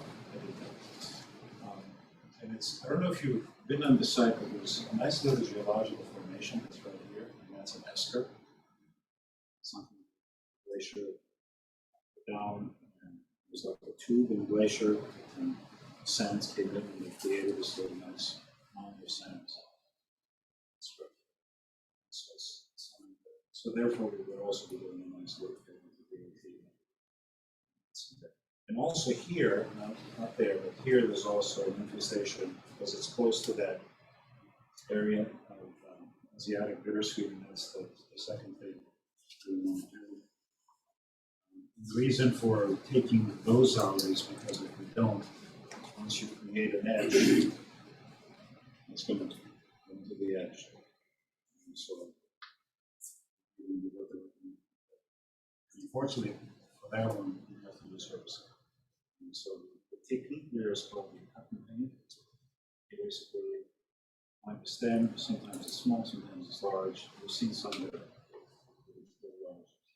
Cut it within 10 minutes, you apply the gloves and the sash brush, 8% trichopyr brush to go on garland. The nice thing about it is that it's systemic, it goes down, and it spreads only to the roots, barely goes into the soil, which means it doesn't have a lot of things. Glyphosate doesn't do that.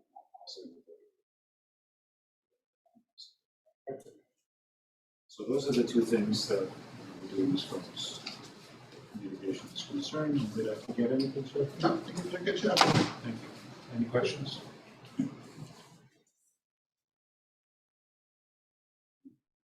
Okay. Thank you. Appreciate it. And before you overwhelm us with more questions, and the public has a chance to speak, I just want to touch base with one thing. I know Jen talked a little bit about the culvert. It is a three-sided culvert.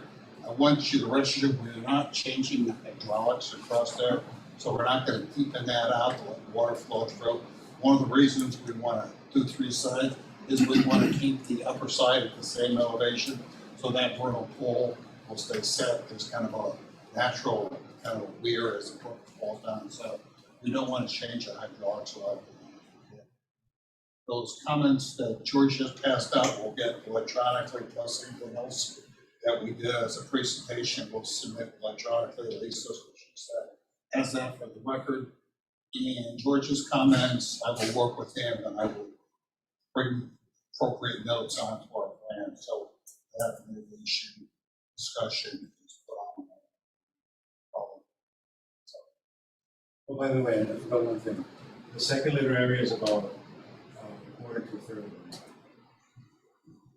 Right, one item I know George mentioned, there's some additional evaluations that we will have to perform. Those evaluations for the DEP, the report that he gave you is really meant for the commission to review based on the letter that there were no endangered species. The work that he's got left to do is really for the DEP. We're more than happy to give you a copy when we're finished with that. I think that would be. But as George says, it's voluminous, it's very technical, it's got a lot of site-specific information. George, how long do you think it'll take to complete that report for you? Talking to Sigrid today and a couple of days ago, she has one more area to look at. I have one more area. We have to look at the middle of that small topic. Do you think you'll have time to complete that by the November meeting of the commission? We wanted to do that. If I can put a little pressure on Sigrid, we can get this. Sufficient pressure. When is the next meeting?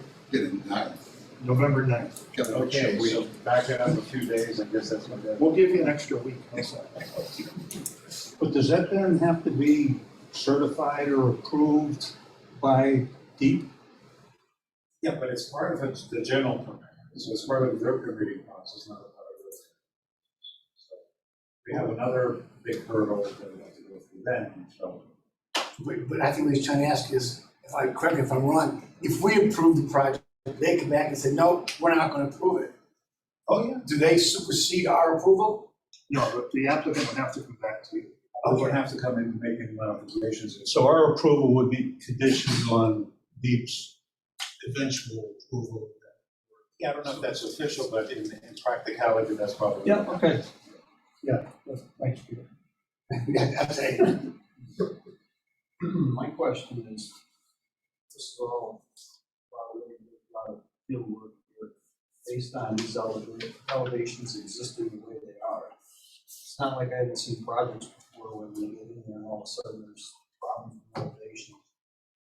Things have to be changed, so as mentioned. Well, we're not talking about significant changes in elevation anyway, so we're maybe knocking off the top of the hill here, but most of these, if you look at the proposed and existing grades, we're pretty close to original grades. We're not talking moving things, you So know, what are your numbers on material? we're trying to balance this side out as tight as we can.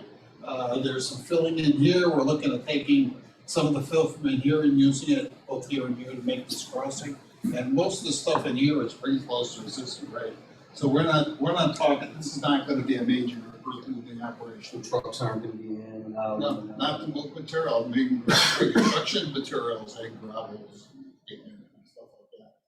Have you done any test pits for utilities yet? We have done some original test pits. They weren't that big, they were rather small equipment. We didn't find any major issues with rock, and that's mostly.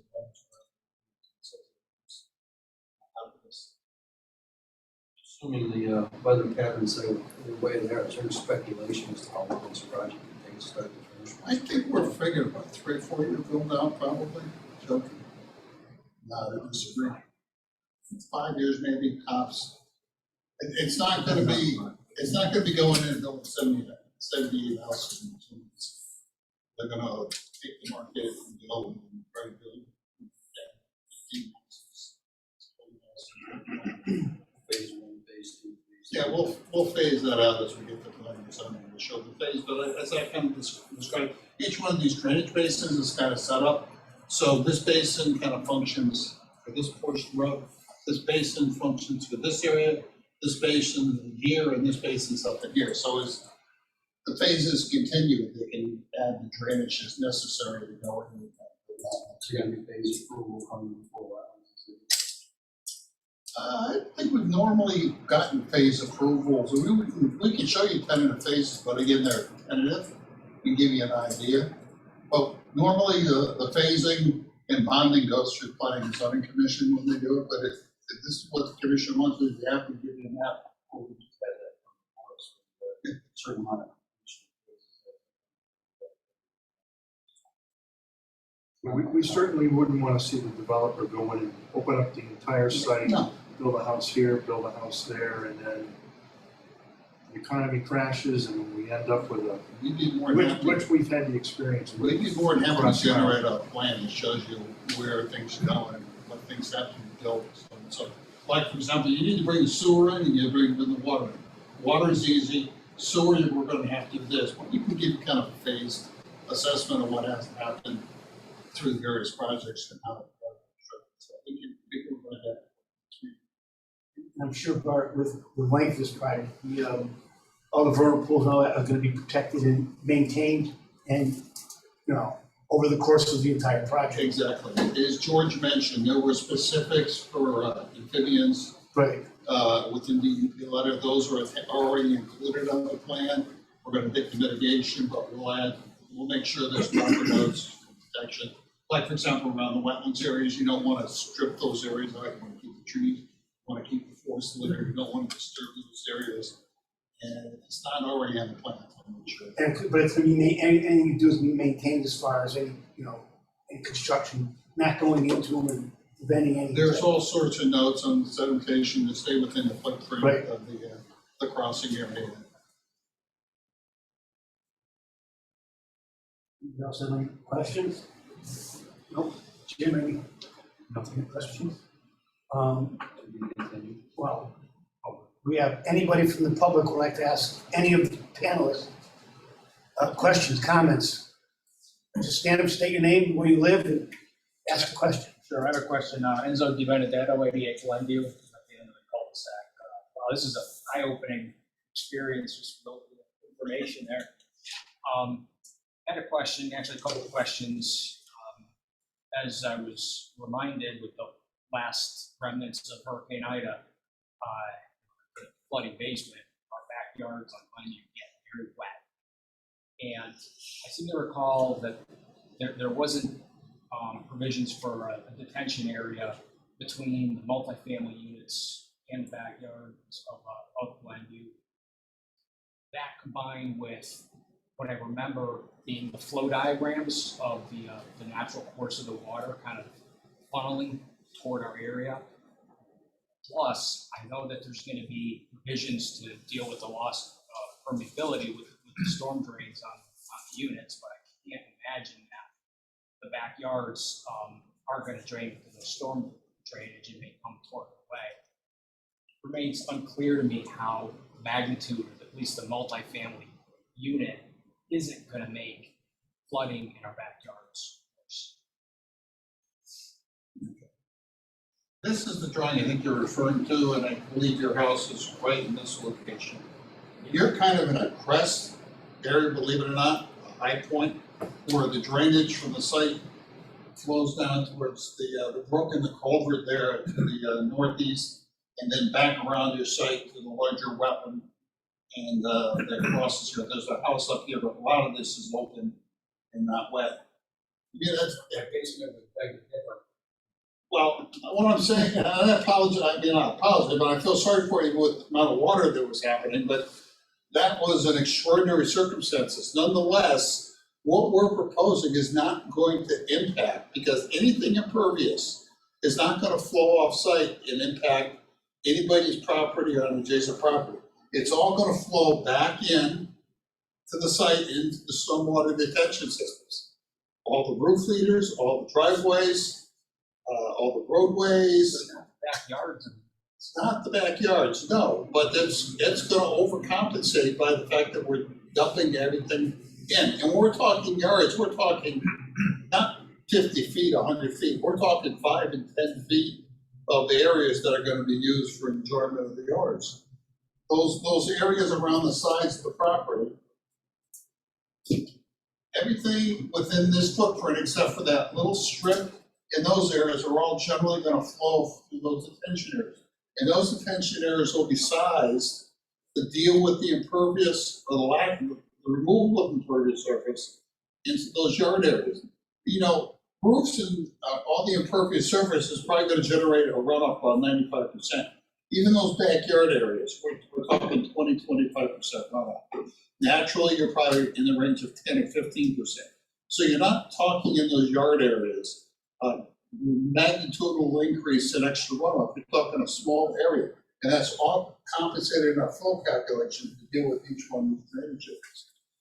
This little area here is not going to exacerbate at all any flooding that happens back through these houses. And the fact that they already flood and already have water problems means that it's going to be very hard for us to kind of cause a problem, because there already are problems. I wish we could solve the problem, but unfortunately, you're downgrading inside, and there's no way that we can build anything or provide anything other than maybe fixing the trash rack here so this gentleman's manhole doesn't back up and artificially raise the water elevation, which it does, and we hope to minimize that for a certain extent. But we are not going to increase the water flow going off-site. These properties down here take the brunt of the flow, and obviously you're in the middle of where most of this water flows down to. But we're not going to increase our runoff in it. So whatever happens today is going to happen 5 years from now.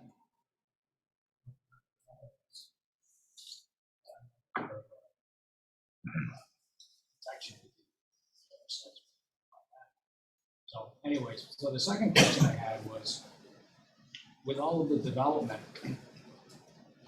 happening and the increase, because I mean the wetlands, you're saying they're not gonna get wetter, but any animals or amphibians that were possibly in those dark green areas, they're gonna now move to where there's no construction. In addition to potentially more water coming to our backyard. Are we now going to have an increase in populations of amphibians? Sure. Amphibians will go to places where there's preferred habitat. So amphibian looking at your house will say, the yard will say, this is not preferred habitat. So they're going to, what's going to happen is, before you had, say, 10 amphibians per 1,000 square feet, now you're going to have 20. So, because that's the preferred habitat. I have a lot of amphibians in my backyard. I bet you do. I bet you do. Same way the sun during the summer nights. Oh gosh, yes. Butterfly frogs are croaking out there. So.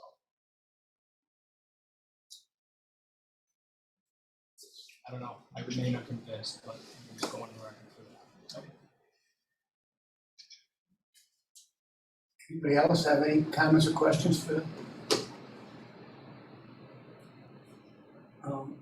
Anybody else have any questions or comments? If not, it continues to November 9th. November 9th meeting. I need a motion to continue the public hearing to November 9th meeting.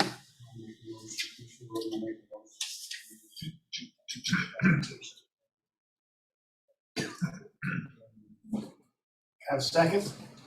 Second. All in favor? See you next month. Thank you.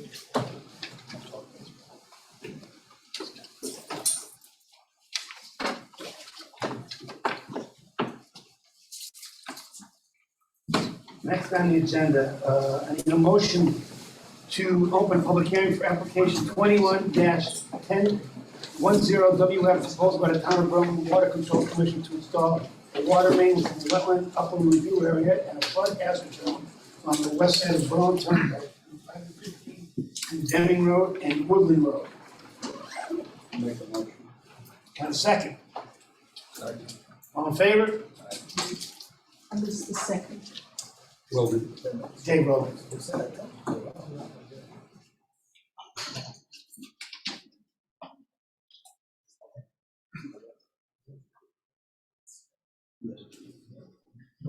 Mission became.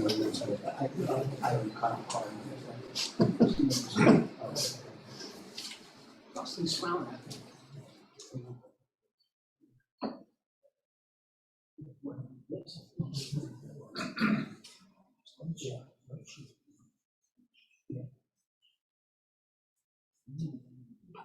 Good evening, ladies and gentlemen. For the record, my name is James Erickson. I'm a licensed professional engineer Gentlemen. in the state of Connecticut, and a principal firm of Leonard Engineering in Glastonbury, Connecticut. Tonight, we're representing the town of Berlin Water Control Commission. The design of the proposed water main on the west side of the Berlin Turnpike. Proposed project is install approximately 3,500 feet of new 16-inch water main. Deming Road on the north and Woodlawn Road on the south. For the majority of the route, we're using conventional methods of installation, trenching, bring the water main 4.5 to 5 feet below ground. In the area of the Mattabesset River, which is shown on the plan here, the blue area around it is the map limits of inland wetlands. We're using a technique called horizontal directional drilling to minimize impact on the wetlands and the floodplain and the river itself. So pretty much the wetlands were delineated by Ian T. Cole, certified soil scientist of Middletown, Connecticut. The floodplain limits were taken from the town's GIS mapping. And you can see what we're proposing to do is for about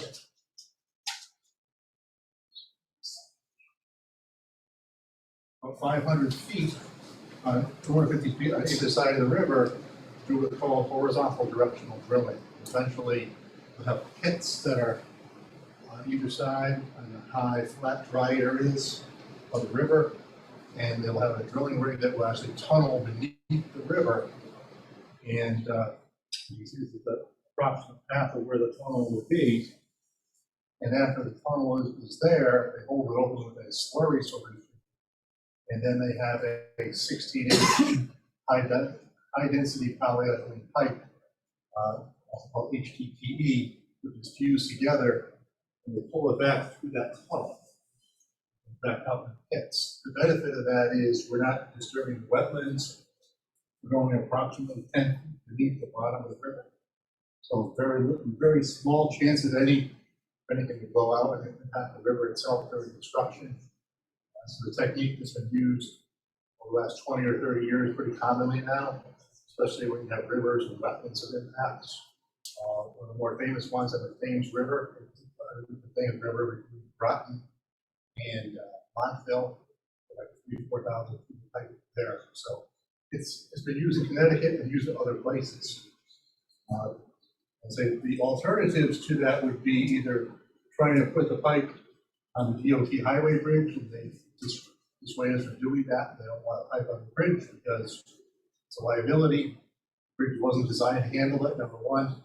When they rebuild the bridge, you gotta take the pipe off. So they pretty much said, don't go. And the other way would be to trench it through the river and put some buffer dams there, pump the water every which way to make it work. And that's also a very disruptive way of doing things. So of the alternatives that we had available to us, we chose to go with horizontal directional drilling to the river itself, coming up on both sides. And so it's costs a little bit more than standard stuff, but it protects the environment and it minimizes any chance of What size diameter is that hole? Well, it's a distorted scale, so, but it's a 16-inch diameter pipe, which will have an outside wall of like 19 to 20 inches for outside diameter. So they'll probably core a hole of about 24 inches in diameter. It's how we'll open the story, and they pull the pipe through that hole. So it's The casing in itself. Yeah. Goes through rock. And what they have, essentially, it's a drilling rig with a little cutter on it. It's a rock that goes around the rock. Finds its way from A to B. So it's pretty high tech, but it's a good way of getting it done. And these plans were submitted to DOT, and they have no comments about this location on there. Their environmental folks are fine. And I know that in talking to Jim, this is something that needs to be done. It, you know, it could affect, could affect a lot of problems if there were a lot of people if it goes wrong. Yeah, the existing main that we have in place that runs from Deming Road to Woodlawn is a 20-inch concrete water main. Concrete water mains are far and few between, as Ray knows and Jim knows. And based upon the history of their lifespan, they're typically a 50 to 60-year lifespan if you're lucky. And when they fail, they fail. And this segment of water main is a critical component to our water distribution system. It essentially feeds the Worthington Fire District. Yeah. It's the main feed for them. So it's something, you know, we want to be proactive in replacing this thing. We weren't really aware of what we had in place. I mean, Ray and I have been involved for a number of years. I've been here for 35 years, but haven't been intimately involved with the water and sewer department as much as I am now. When we found out about, you know, what we have there, Ray did some research on it. It's like, you know, we're keeping our fingers crossed. So I guess what I was getting at was that it needs to be done. We go out to bid. What's your time frame to start this thing? Can you do it during the winter? We need, the town is going through for a state Department of Public Health and water loan. That loan application will be happening through the fall and winter, anticipating, way to with the managers here. We're thinking that probably by springtime, we're hoping to have all the permits in place. Oh, okay. So that we could go out to bid at that point in time. And what's the time frame of start to finish? It's probably 3 months from one end to the other. Okay. And this section, usually a conventional contractor with excavating do standard trenching. And there's probably 5 or 10 in New England that does do this horizontal drilling, and they would team up to do the project. So how long would that That's drill? about 500 feet. And the reason is, if you think about it. And what about the time duration to do that 500 feet? Well, this could probably be drilled in 2 or 3 days, believe it or not. We did one underneath I-84 in Holland. Really? Yeah, and about the same length, it's a smaller pipe, but it took like 2 or 3 days to get it here. And then on the other side of the highway, they assembled a pipe, 40-foot segments, that heat welded together, like a long snake, growing and growing and growing. They pull it back through the hole, and after they pull it back through the hole, you actually have to let it sit there because you're pulling it and stretching it. You have to let it recoil back to its normal length for about a week. And then you can connect it up and put it to service. And just for the commission's benefit, we've come across some photos of when the original 20-inch concrete main was installed back in the probably mid to late 60s, 1960s. And that was a conventional excavation of the river. You know, basically cofferdam half of the width of the river, went through, excavated, installed the pipe, encased it in concrete, and came back, did the other half. And to do something like that today environmentally, we recognize the fact that this is the way to go. So is that gonna, Excuse me? No, This is a ductile iron pipe. It's probably the best pipe they could get. The interesting part about it, and Jim didn't mention it, but the other thing is that the concrete pipe was an old type of pipe, and it has metal cylinders inside of that metal spring around. The conference, they've indicated that these kind of pipes fail catastrophic. So this is our highest priority. And the other reason is, if you know, Berlin operates at a higher pressure. Bursting pressure for this pipe is 150 PSI. We operate at 140.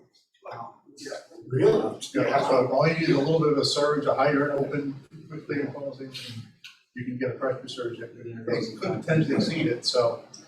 And that just concerns our commission, but what effects does it have on the Berlin Turnpike as far as traffic and things like that? No, It could burst. You're gonna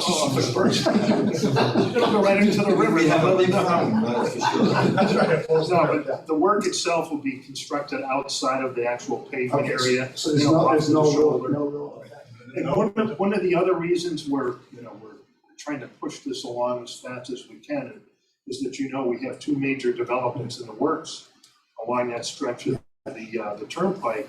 And they typically would have to tap into this concrete main, and from Ray's research, we're not gonna allow them. We've already told them, you're not tapping into this. When they tap into the new one, do they tap into the Rockville approval money? Well, they're assessed, we have, assessment fees that, every resident will pay that connects along the water. They're actually paying for a line to go onto the property, so we're extending an 8-inch line off of our 16-inch line well into the surface areas. Is that something they pay for? Yeah, they would themselves for that. They don't pay for But we'll have assessments in the Yeah, range there'll be of assessments. hundreds of thousands of dollars just to connect in.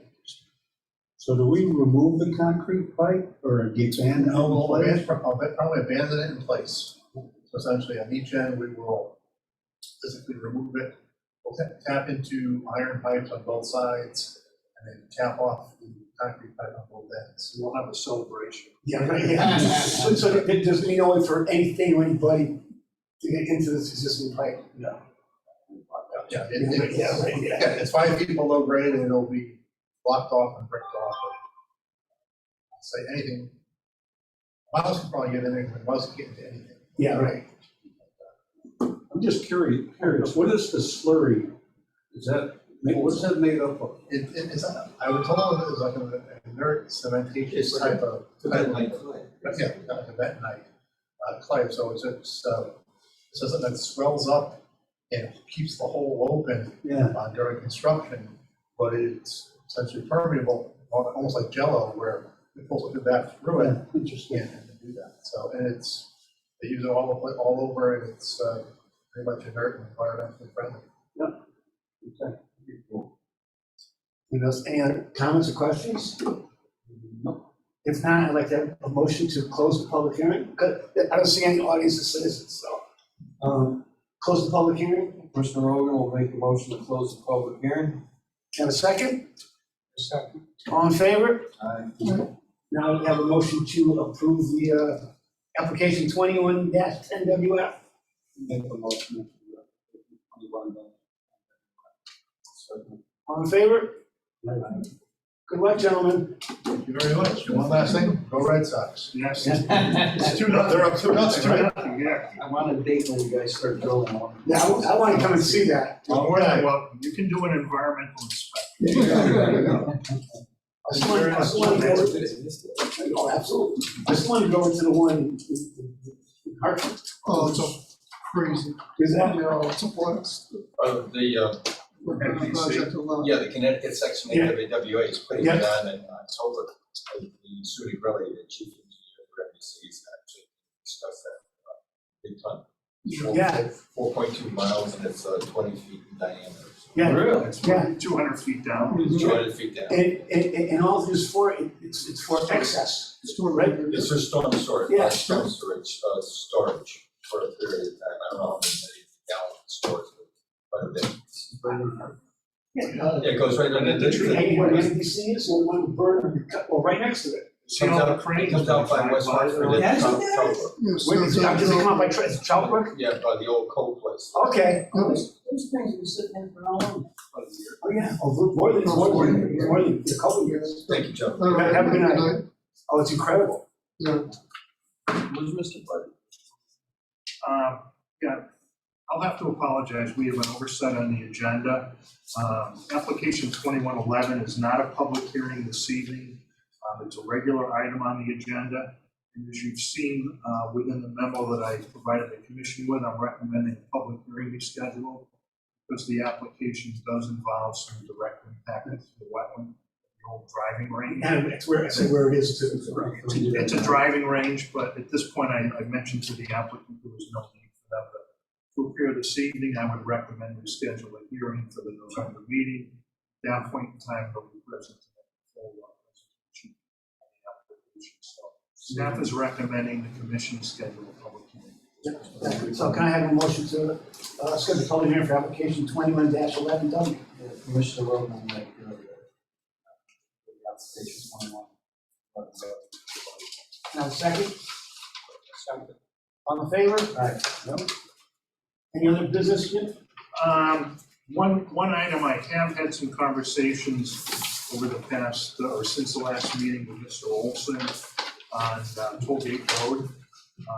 I advised him that the commission was requesting a certification from his engineer for this evening that he's completed the project in accordance with the plans. If you recall, when the mitigation plan was approved, the commission set a date, I believe, of like September 15th. I'd say it's technically still has to complete it. The project is essentially complete. I will rattle this page again to get that certification from his engineer. Hopefully, if we don't have something by the November meeting, then I'll just have to talk to the town council in terms of what type of pressure. And I've been the letter we got through Lower Lane from the town.